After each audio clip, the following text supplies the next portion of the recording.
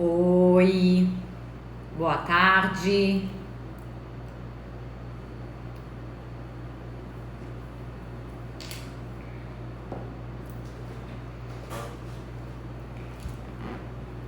Fazendo mais uma live que não estava prevista nos meus planos de sábado, mas hoje, como eu postei há pouco, eu tô com obra aqui no escritório, então eu já estudei de manhã, tive aula online, né? E agora eu tô com um pintor aqui ali na recepção. A gente está fazendo uma obra que é para deixar mais bonito e mais aconchegante a recepção dos meus clientes queridos. E aí eu tô aqui aguardando, aproveitei para vir fazer algumas coisas no escritório. E eu tava estudando, tava lendo, e aí agora eu dei uma passadinha no meu Instagram e vi uma pergunta muito legal, muito interessante, na penúltima postagem que eu fiz sobre o TBI.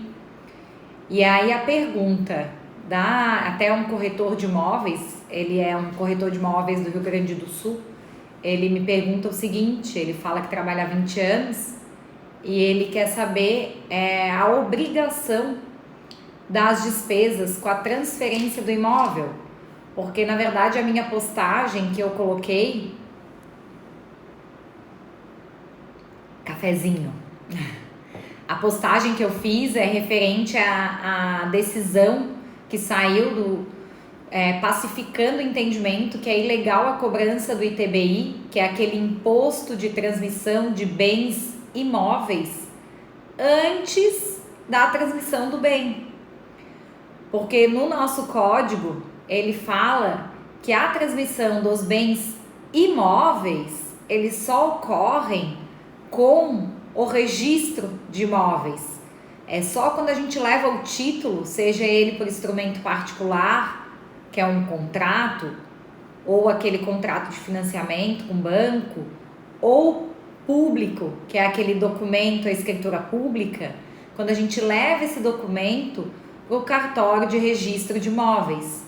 Somente nesse momento é que há a transferência da titularidade do imóvel.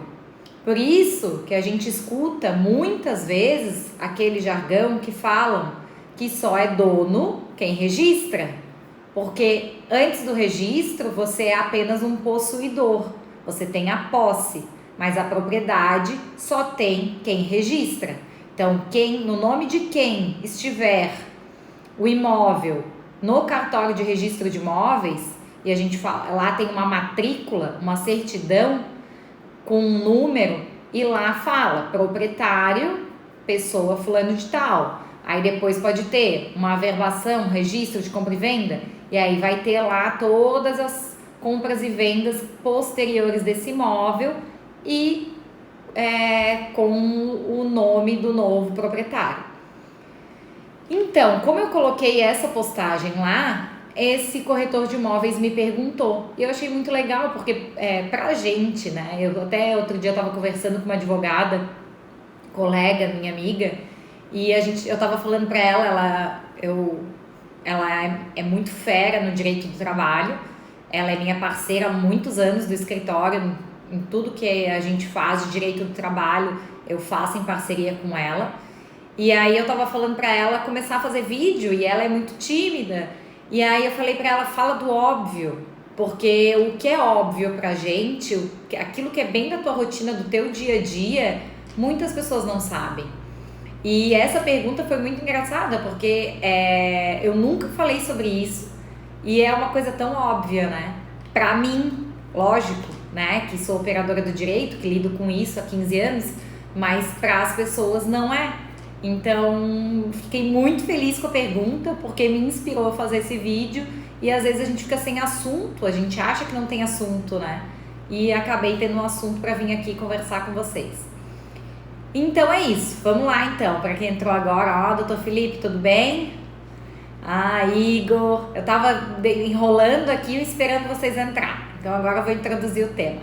A pergunta é o seguinte que eu recebi, tá? Lá no post do ITBI. De quem é a obrigação de pagar as despesas para fazer a transmissão do imóvel no contrato de compra e venda? Então, qual é a resposta? No artigo 490 do Código Civil está previsto o seguinte: salvo cláusula em contrário, ficarão as despesas de escritura e registro a cargo do comprador e a cargo do vendedor as da tradição. O que é isso? É obrigação do vendedor, tá? As despesas para a tradição. O que é isso? Tradição é quando a gente faz a venda de bens móveis, que é a entrega. E quando a gente faz venda de bens imóveis, a gente fala escritura e registro. Então, via de regra, tá? Via de regra, está previsto no artigo 490 do Código Civil, é obrigação do comprador. Quando você está comprando um imóvel, você tem que estar ciente que além da despesa do valor do imóvel, você é responsável pelo pagamento das despesas de transferência, escritura, imposto, registro. Isso é obrigação de quem está adquirindo. Mas observem, o artigo 490, no início dele, ele fala o seguinte: salvo cláusula em contrário. Então, a lei não impede que as partes negociem de outra forma, tá? Então, assim, eu posso negociar eu sou compradora, eu, Gisele, estou comprando imóvel. Eu posso negociar com o vendedor que o vendedor vai pagar a despesa e aí constar isso no contrato. Isso é legal? Sim, é legal. É possível? Sim, é possível. Desde que nós cheguemos a esse acordo e deixamos constar no contrato isso. Então, via de regra, quem compra é responsável pelas despesas de escritura, imposto e registro. Mas, se as partes assim quiserem, elas podem sim pactuar de forma diferente e colocando essa responsabilidade pro vendedor. Então, o vendedor pode ficar responsável por isso.